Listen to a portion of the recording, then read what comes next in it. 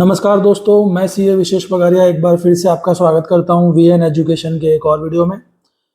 दोस्तों, video start करने से पहले मैं आपको ये कह देना चाहता हूं कि जो भी ये नॉलेज दिया जा रहा है ये प्योरली एजुकेशन पर्पस के लिए है और मेरी तरफ से आपको कहीं पे भी इन्फ्लुएंस नहीं किया जा रहा है। तो आइए आगे बढ़ते हैं। आज क्योंकि फ्राइडे है और वीक एंड हो चुका है तो हम आज बात करेंगे अलग अलग सेक्टर्स की। और ऑब्वियसली सबसे पहले हमारे जो मेन दो इंडेक्स है निफ्टी और बैंक निफ्टी उसकी बात करेंगे। तो दोस्तों, निफ्टी अपर बॉलिंजर बैंड के पास जो है हाई पे हाई क्रिएट कर रहा है। यहाँ पे वीकली चार्ट है, ये आप देख सकते हैं कि लास्ट वीक की जो ग्रीन कैंडल है वो बनी है और रेड कैंडल के ऊपर जा करके क्लोज हुई है। निफ्टी ने 16,800-900 पे इधर बॉटम बनाया था और उसके बाद से कंसिस्टेंटली जो निफ्टी है वो अप ट्रेंड में है। अगर आप चेक करें नीचे से तो ये जो ग्रीन कैंडल बनी इसके बाद एक बार ये एक ऐसी रेड कैंडल बनी थी जो कि प्रीवियस ग्रीन कैंडल के नीचे जाकर के क्लोज हुई, ये वाली रेड कैंडल। लेकिन मार्केट ने उसको नेगेट कर दिया अगली ग्रीन कैंडल बना करके, और वो भी काफ़ी अच्छी बुलिश ग्रीन कैंडल थी। उसके बाद कोई भी रेड कैंडल जो है वो प्रीवियस ग्रीन कैंडल के नीचे क्लोज नहीं हो पाई एंड अल्टीमेटली मार्केट की जो अप ट्रेंड है वो अभी तक इंटैक्ट है।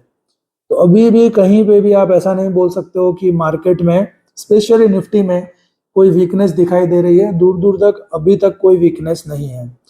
अब निफ्टी अपर बैंड के पास आ गई और हमने पास्ट में देखा है कि अपर बैंड के पास से नॉर्मली करेक्शन आता है।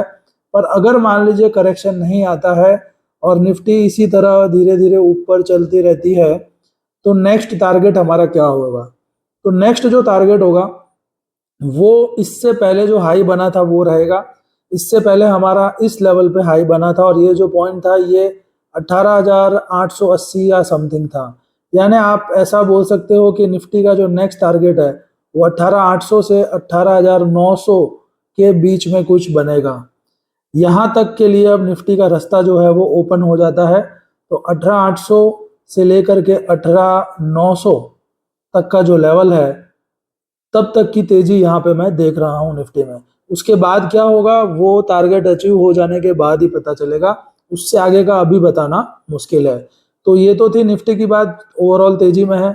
अब चेक करते हैं बैंक निफ्टी के, बैंक निफ्टी का चार्ट क्या कहता है।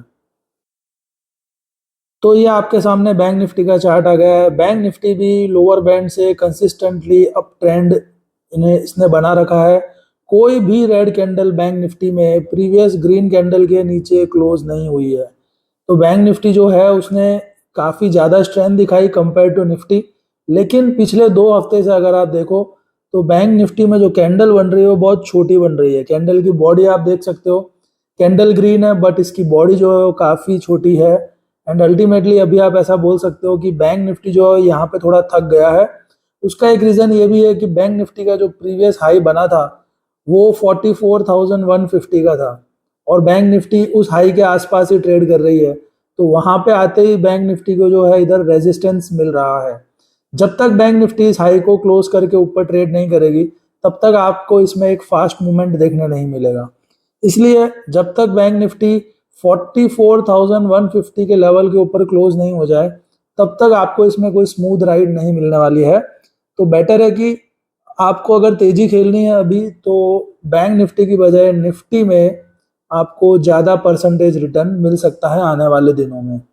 अब देखते हैं दूसरे कुछ इंपॉर्टेंट सेक्टर्स की वो क्या कर रहे हैं। जो भी मेरे वीडियोस देख रहे हैं उनको मैं पिछले 2-3 हफ्तों से बोल रहा हूँ कि निफ्टी आईटी सेक्टर जो है उसमें बहुत जगह है ऊपर जाने की। और जिन्होंने भी इसका बेनिफिट लिया हो तो वो देख सकते हैं कि जब आईटी सेक्टर में ये वाला पैटर्न बना था लोअर बैंड के पास, तब से मैं बोल रहा हूँ कि आईटी सेक्टर में पोजीशन बिल्ड करिए। और आप देख सकते हो कंटिन्यू ऊपर जा रहा है और इस वीक की जो कैंडल है वो बहुत ही अच्छी बनी है। और आईटी सेक्टर में अभी भी बहुत जगह है, अपर बैंड तक जाने की ये पूरी कोशिश करेगा। अपर बैंड 31,300 के पास है और अभी आईटी सेक्टर जो है 29,336 के पास है। यानी सेक्टर एज अ होल 10% की तेजी अभी भी है। और इन्फोसिस टीसीएस तो चलेंगे ही 10 से 15% आने वाले दिनों में। लेकिन जो मिड कैप आईटी है, मिड कैप आईटी में आपको 20% से लेकर के 30% तक की तेजी देखने मिल सकती है। तो आईटी सेक्टर को अंडर एस्टिमेट मत करिए। वैसे भी हम देख रहे हैं पिछले कुछ दिनों से नेस्डेक जो है वो तेजी में आ चुका है, तो हमारा आईटी सेक्टर जो है वो नेस्डेक को फॉलो करेगा, क्योंकि नेस्डेक पूरा ग्लोबल आईटी सेक्टर का एक तरह से आप बोल सकते हो कि आइडियल है। तो अगर उसमें तेजी है तो यहाँ पे भी तेजी आईटी सेक्टर में बनी रहेगी। आइए अगला सेक्टर देखते हैं। फार्मा सेक्टर की बात करें दोस्तों, तो फार्मा सेक्टर में एक अच्छी तेजी चल रही थी, लेकिन फिर इधर एक ब्रेकडाउन देखने मिला था। बट अभी कुछ अच्छे रिजल्ट्स आने की वजह से वापस इसमें जान आई है और ऐसी एक ग्रीन कैंडल बनी है। बेसिकली फार्मा सेक्टर जो है इसमें हम बोले तो यहाँ पे आकर के क्लियर कट इंडिकेशन नहीं मिल रहा है। हालांकि इन दोनों नेगेटिव कैंडल को इस ग्रीन कैंडल ने नेगेट कर दिया है, बट फिर भी फार्मा सेक्टर में स्मूथ राइड मिलने मुश्किल है आगे आपको। तो मैं बोलूँगा इस सेक्टर में अगर ऑलरेडी आप अच्छे प्रॉफिट में हो तो प्रॉफिट को बुक करिए, क्योंकि अब इसने यहाँ पे क्लियर कट इंडिकेशन देने बंद कर दिए हैं। आइए अगला सेक्टर देखते हैं। अगला सेक्टर जिसकी हमने खूब चर्चा की थी, निफ्टी एफएमसीजी। मैंने आपको बताया था कि एफएमसीजी सेक्टर तो लोअर बैंड तक आया ही नहीं है, बार बार मिडल बैंड से सपोर्ट ले रहा है, जबकि बाकी सारे इंडेक्स लोअर बैंड पे गए थे और इसने यहाँ पर बैंड ब्लास्ट कर दिया था। तब से आप देखिए ये इस बैंड को पकड़ के ऊपर चलता ही जा रहा है और इस बार तो बहुत बड़ी ग्रीन कैंडल बनाई है। एफएमसीजी सेक्टर में गलती से भी कोई शॉर्ट करने का मत सोचिएगा। जब तक ये कैंडल्स ये अपर बैंड को टच करके चल रही है तब तक एफएमसीजी सेक्टर में आप तेजी कर सकते हो। यहाँ पे अभी डाउनफॉल के कोई इंडिकेशन दिख नहीं रहे हैं, तो फुल टॉस तेजी में एफएमसीजी सेक्टर। तो एफएमसीजी से रिलेटेड जो भी स्टॉक्स हैं, लीडर स्टॉक्स में खास करके आप तेजी करिए, पैसा बनेगा।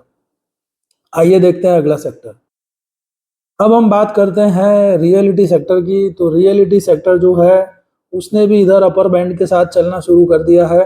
वैसे भी आगे इंटरेस्ट रेट डाउन होने वाले हैं, जिसका फायदा रियलिटी सेक्टर को मिलेगा। तो रियलिटी सेक्टर के जो स्टॉक्स हैं उनमें भी अभी भी बहुत जान बाकी है और तेजी खेली जा सकती है। तो रियलिटी सेक्टर के स्टॉक्स में तेजी करने का ये मौका है।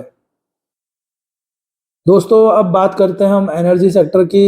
एनर्जी सेक्टर मैंने आपको पहले भी कहा था कि जिस तरह का पैटर्न ये बन रहा है एनर्जी सेक्टर में, ये प्योरली एक्यूमुलेशन हो रहा है और एनर्जी सेक्टर जो है वो धीरे धीरे ऊपर ही जा रहा है और अब मिडल बैंड के भी ऊपर चला गया है। एंड आज रिलायंस ने भी लीडरशिप ले ली है। एनर्जी सेक्टर यहाँ से अभी और काफ़ी ऊपर जा सकता है जिस तरह का पैटर्न बन रहा है। एनर्जी सेक्टर के शेयर्स अगर आपके पास हैं तो इनको होल्ड करिए। ये सेक्टर अभी नहीं रुकने वाला, यहाँ पे आगे अभी और अच्छी खासी तेजी है। कम से कम 10% की तेजी तो होनी ही है। बाकी का हम बाद में देखेंगे कि और क्या हो सकता है। आइए अगला सेक्टर देखें। अब बात करते हैं कुछ दिनों से जो सेक्टर छाया हुआ है, निफ्टी ऑटो। ऑटो सेक्टर में फुल टॉस तेजी है, कहीं पे रुकने का नाम नहीं ले रहा है और यहाँ पे भी अब ऑटो सेक्टर ने अपर बैंड को ब्लास्ट करके उसके साथ चलना शुरू कर दिया है। तो जब तक ये अपर बैंड के साथ चिपक के चल रहा है आप भी चिपके रहिए, प्रॉफिट बनता रहेगा। जिस दिन ये इस बैंड को छोड़ देगा तभी आप इसमें से अपनी पोजीशन निकालिएगा।